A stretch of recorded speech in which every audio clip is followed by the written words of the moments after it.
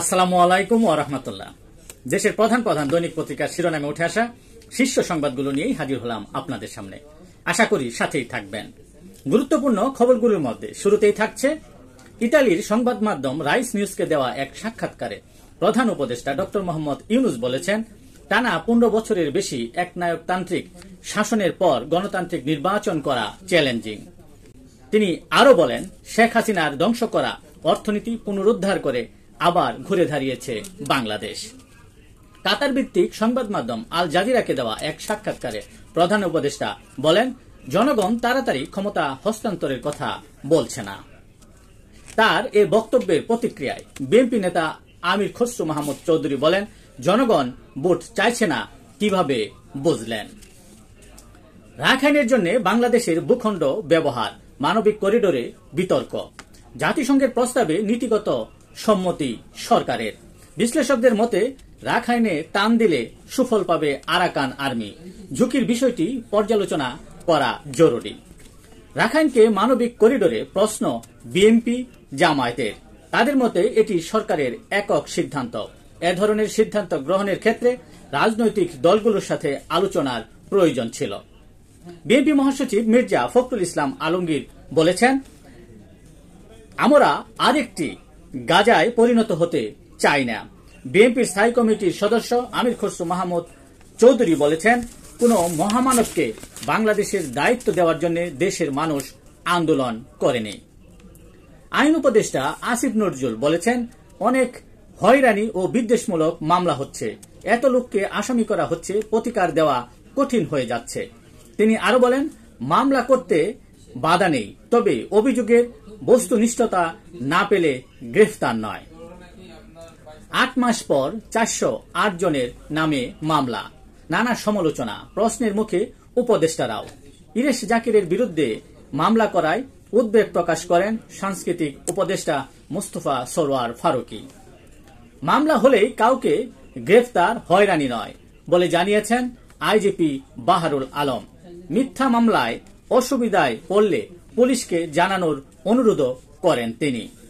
মামলা বাণিজ্যে ধ্বংস হচ্ছে দেশ, বেশিরভাগ আসামিকে চেনেন না বাদী। অভ্যুত্থানে হত্যা মামলা, ভুয়া মামলার বাদীর বিরুদ্ধে ব্যবস্থা নেওয়ার কথাও জানান আইজিপি বাহারুল আলম। সংশোধন হচ্ছে সরকারি চাকরির আইন, সরকারি কর্মচারী অধ্যাদেশ 1979 প্রতিস্থাপনের উদ্যোগ। 8 দিনের নোটিশে কর্মচারীকে চাকরিচ্যুত করা যাবে। অভিযোগের জবাব দিতে হবে 2 থেকে 5 দিনের মধ্যে।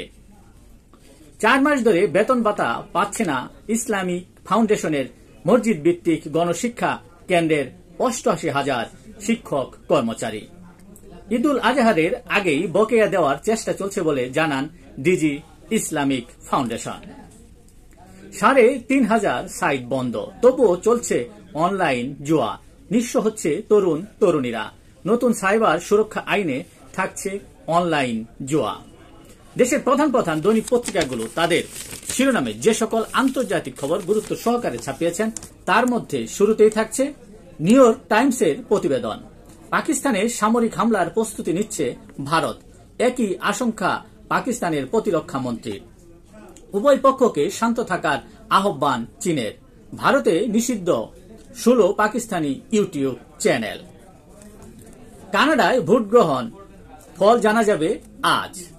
51তম মার্কিন রাজ্য হলে পণ্যে শুল্ক থাকবে না বলে জানান মার্কিন প্রেসিডেন্ট ডোনাল্ড ট্রাম্প। ইয়েমেনের বন্দিশালায় মার্কিন বিমান হামলায় নিহত 68। বন্দিশালায় যারা ছিলেন তারা সবাই আফ্রিকান বিভিন্ন দেশের নাগরিক। ইরানের পারমাণবিক স্থাপনার সম্পূর্ণ ধ্বংস চান ইসরায়েলি নেতা নেতানিয়াহু।